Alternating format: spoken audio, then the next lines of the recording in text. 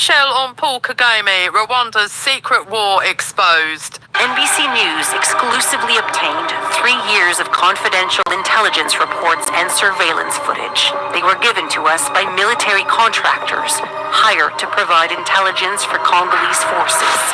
Using additional incident reports from the Rwanda Defense Forces, or RDF, satellite imagery, and interviews with combatants, we were able to piece together an account of Rwanda's secret war. Along the way, there have been cracks in Rwanda's covert war. In May 2022, Congolese forces claimed to have captured 2 Rwandan soldiers on Congolese soil. Rwanda denied this, claiming the soldiers were kidnapped across the border.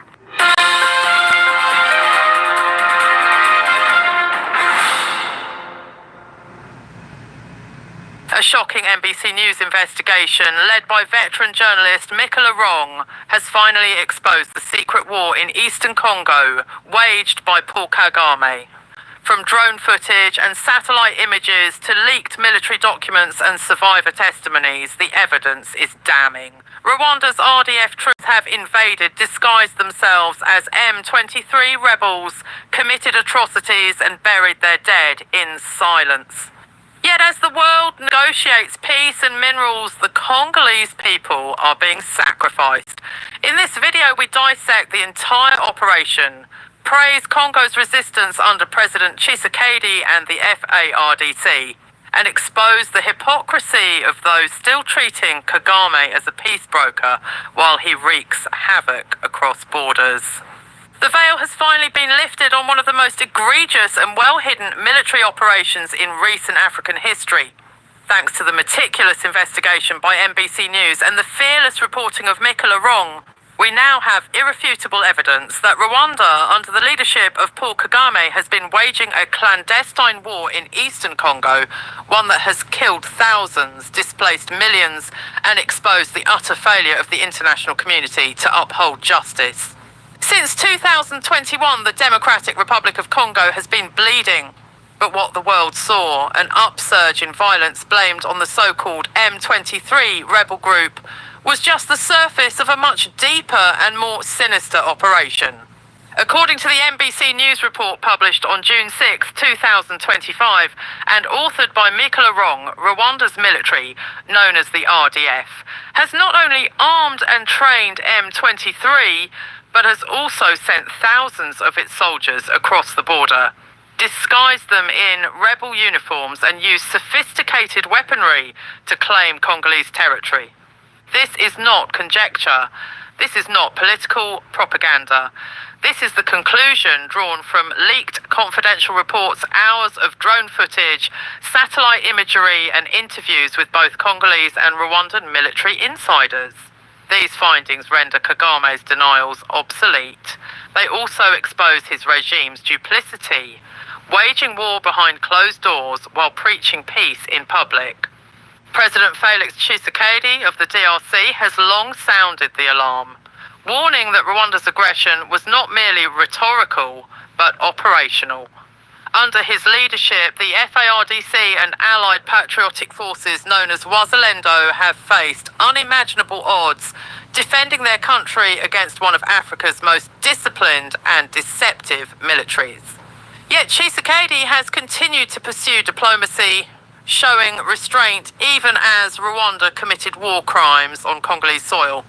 But diplomacy must never be blind to bad faith. And now the world has proved that Kagame is not negotiating in good faith. He is negotiating while advancing his army in secret.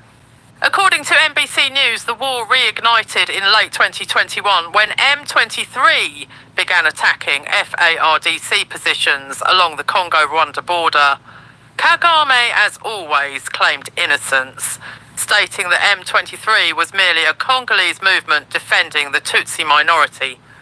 But as bodies piled up, towns fell, and nearly 5 million Congolese were forced to flee, Kagame continued to gaslight the international community. Even in April 2024, during a genocide commemoration event, he asked rhetorically, "Why are we being accused as Rwanda of supporting M23? The answer is now painfully clear. Because Rwanda is not only supporting M23, it is M23. The investigation reveals that since 2021, Rwanda has established field bases within the Congo. These are not symbolic encroachments. If you're sick and tired of being broke and unable to even pay your bills, this is for you. If you're unemployed and at last Encroachments. They are military strongholds equipped with guided mortar systems, drones, artillery and supply lines. The RDF has even dug trenches, fortified positions and discreetly removed the bodies of their fallen soldiers to keep the operation invisible. They failed. One of the most damning pieces of evidence is the sudden expansion of Rwanda's Kanombe military cemetery.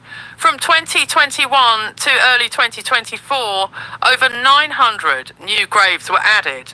That's nearly 1,000 young men whose deaths Kagame denies. According to NBC News, these deaths occurred while the RDF operated inside Congo, while the world watched, deceived, or in some cases, complicit. The US role in this unfolding tragedy is particularly troubling. As NBC's report notes, Trump administration officials are currently brokering a so-called peace deal between Rwanda and the Democratic Republic of the Congo, DRC, with the promise of access to the Congo's rich mineral wealth. The deal, spearheaded by Masad Boulos, aims to draw US investment to both countries. But what kind of peace can be built on a foundation of lies, war crimes, and unacknowledged invasions? Even Jason Stearns, director of the Congo Research Group and respected academic, told NBC that Rwanda is not acting in good faith. Stearns warned that Kagame had invested too heavily in this war to walk away. Indeed, Rwanda's long-term goals include controlling the vast deposits of coltan, gold, lithium, copper, and other strategic minerals in eastern Congo. These minerals, vital to the global electronics industry, are the actual prize Kagame is after, not the protection of Tutsis or any other noble-sounding cause. Let's not forget that Kagame's government has long claimed that it only intervenes in Congo to contain the FDLR, a Hutu rebel group based in eastern DRC. But this justification has lost all credibility. NBC obtained internal RDF reports revealing that Rwandan soldiers captured during M23 offensives had been ordered to leave their cell phones behind and strip off any insignia that might reveal their true identity. The goal was deception, not defense. One such lapse in deception occurred in May 2022, when 2 RDF soldiers were captured inside the DRC. Rwanda claimed they had been kidnapped across the border. However, an internal RDF document obtained by NBC confirmed they were apprehended while actively participating in an M23 assault. Kigali's house of cards is collapsing under the weight of truth. More disturbing is the RDF's treatment of its fallen soldiers. According to sources, the RDF command assigns special teams to recover bodies, forbids mourning, and buries soldiers in secret. Families risk punishment if they speak publicly. NBC found 91 TikTok and social media posts quietly mourning RDF deaths in Congo, usually with nothing more than a RIP and a crying emoji. Behind this orchestrated silence lies a population living in fear, where young recruits now see deployment to Congo as a death sentence. Inside Congo, the humanitarian catastrophe deepens daily. NBC reports that over 10,000 rapes were recorded in North and South Kivu in just 2 months, with nearly half of the victims being children. This isn't just a war, it's an annihilation of Congolese society.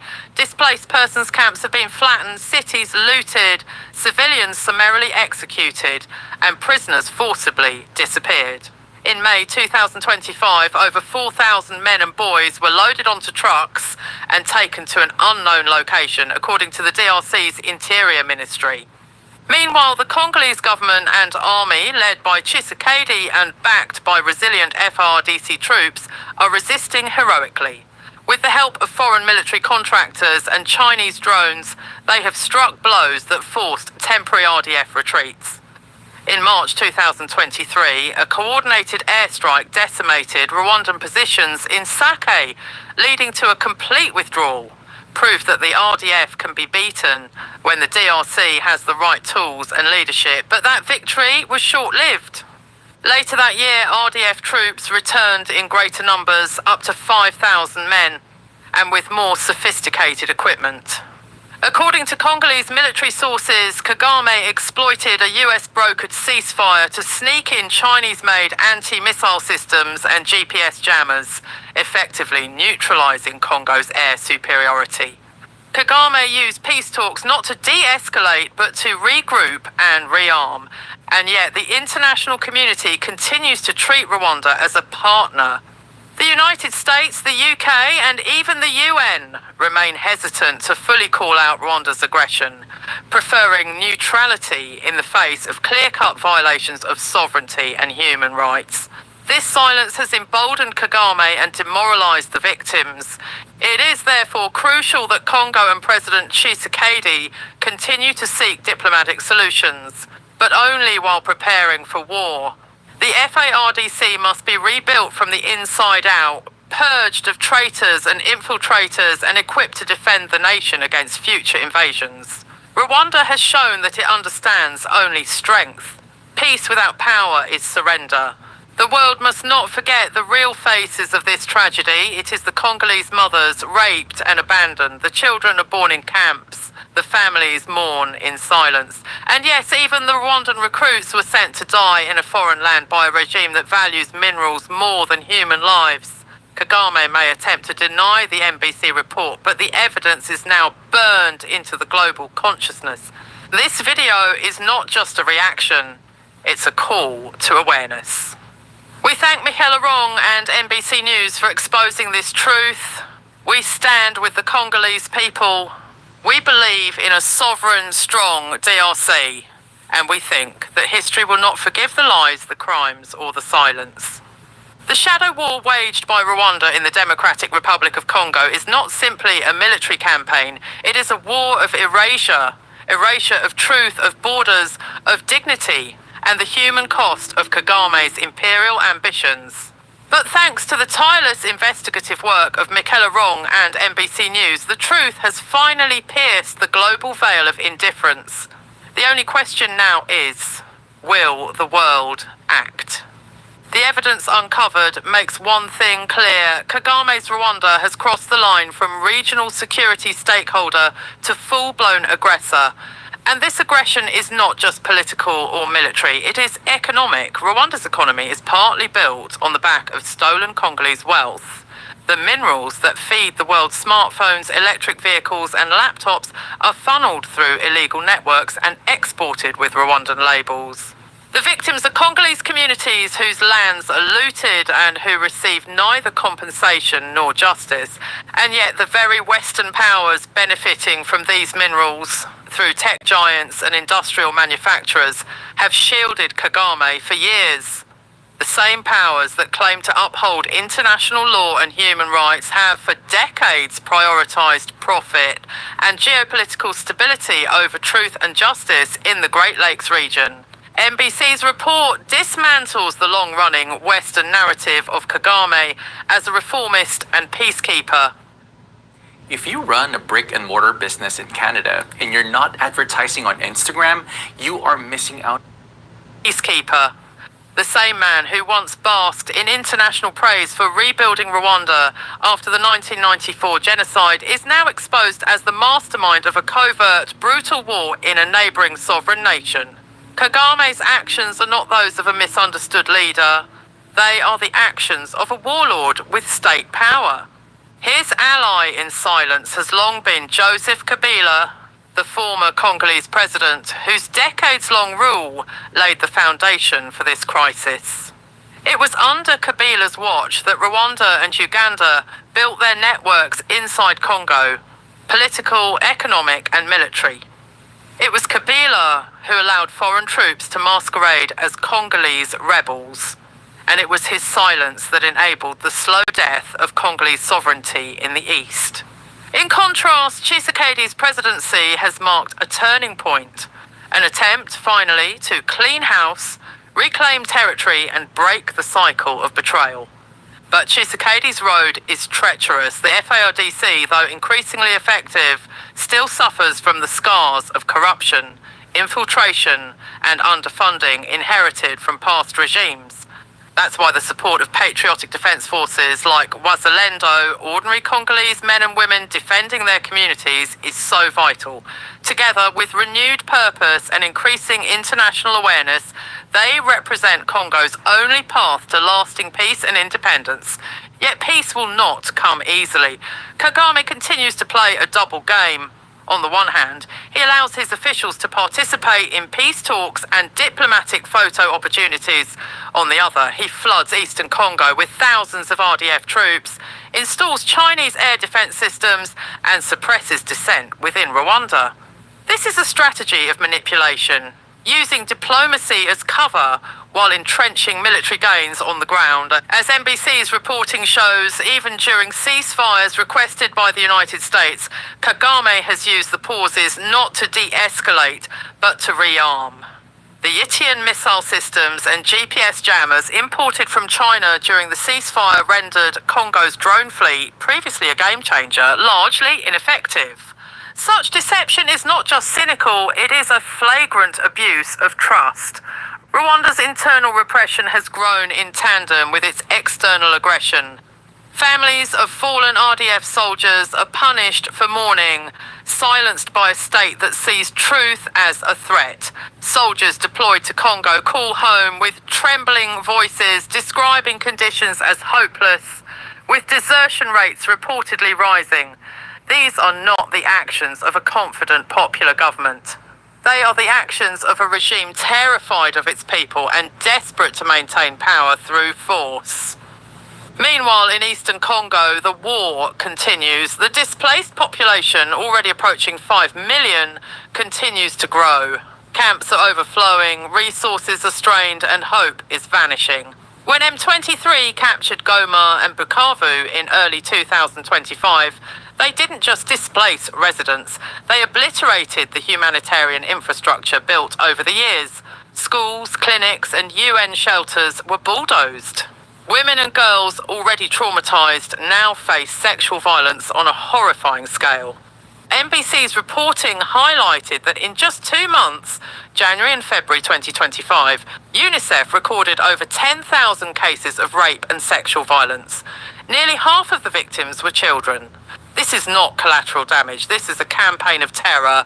And amid this horror, M23 and RDF forces are consolidating power. Local banks remain shuttered by order of Kinshasa, creating liquidity crises in M23 occupied zones. Armed groups, some formed by escaped prisoners, patrol city centres. Men and boys are forcibly recruited. Families are terrified, cut off from their land, their livelihoods, and any sense of normalcy. International silence has enabled these crimes, but silence is no longer an option. The time has come for the United Nations, the African Union, and Congo's bilateral partners to take a clear and unequivocal stand. Sanctions alone are not enough. There must be legal consequences for Kagame's war crimes. International tribunals must be prepared, and Rwanda's proxy war in the DRC must be recognized for what it is, an illegal invasion. There is also a vital question of mineral accountability. Any peace deal, especially one being brokered by the Trump administration and Masad Boulos, must be transparent, Congolese-led, and anchored in justice. US access to Congo's minerals must not come at the price of Congolese sovereignty or human rights. Tshisekedi must insist that the DRC is not a bargaining chip. It is a sovereign nation. Boulos has floated the idea of Rwanda and Congo jointly benefiting from US investment in the region. But what trust can there be when one party is the invader? Rwanda's withdrawal must not be optional. It must be a precondition. The world must not forget that Kagame's regime has refused even symbolic acts of accountability, such as attending peace summits or acknowledging M23's atrocities. His reaction to Western sanctions was one of contempt rather than contrition. Go to hell, he said, a response unfit for any leader claiming to support peace. Despite all this, there is still hope. NBC reports that in March 2025, M23 forces withdrew from Walikale, marking their first retreat in over 3 years. This was not a coincidence. It followed unprecedented sanctions from former Kagame allies, as well as increasing diplomatic isolation. The message is clear: pressure works. But it must be sustained. The Congolese people are not helpless. Under Tshisekedi, they have demonstrated resilience, patriotism and clarity. FARDC's new leadership, combined with the fierce defence mounted by Wazalendo and the intelligence gathered through international contractors, has dealt Kagame severe blows. But the cost has been immense. Congo is fighting not just for territory, but for its soul. In this fight, Burundi has emerged as a crucial ally. Unlike Uganda and Kenya, which often dance between neutrality and complicity, Burundi has stood firmly with the Congolese people. President Ndayishimiye has refused to be swayed by Kagame's regional influence, offering moral and diplomatic support to Kinshasa in a time of need. This alignment must be deepened. A strong DRC-Burundi alliance can serve as a cornerstone of regional stability, a counterweight to Rwandan aggression. However, alliances alone will not bring about peace. The FARDC must evolve into a modern, professional and unified army. The days of tribal divisions, command corruption and political interference must come to an end. Congo's youth must be trained, equipped and inspired to defend their homeland. And traitors within the state apparatus must be rooted out without mercy. This is not a time for appeasement. It is a time for determination. Tshisekedi understands this. His administration's decision to hire international contractors and invest in drone technology was bold and necessary. Similarly, his outreach extended to the United Nations, the African Union, and bilateral partners. But more must be done. The Congolese diaspora must be mobilized. Regional media must be utilized to counter Kagame's propaganda. And the people themselves, those in refugee camps in Goma, Bukavu and Beni, must be assured that they are not forgotten. Kagame may control his media, he may censor funerals and manipulate public discourse, but he cannot hide the truth forever. NBC News and Mikola Wrong have already exposed the first layer. More revelations will follow. More voices will rise. The DRC stands at a crossroads. One path leads to deeper conflict, betrayal and national exhaustion. The other leads to rebirth, a Congo that is sovereign, secure and respected. But that second path requires resolve. It requires unity. And it involves the rejection of old narratives. Kagame is not a peacekeeper. Kabila was not a liberator, and M23 is not a grassroots movement. These are lies that must be buried in the past. As this video draws to a close, let us remember the power of truth. Let us honour the courage of those who speak out, from Congolese refugees to former RDF soldiers to whistleblowers inside Kigali. Let us recognise the bravery of Mikola Wrong and NBC News, who dared to speak out against what others feared. That Rwanda's secret war was no longer a secret. It is time for the world to make a choice. Stand with the people of Congo, stand with President Tshisekedi, stand with the FRDC and the Wazalendo defenders, and send a clear message to Kagame. The age of impunity is over.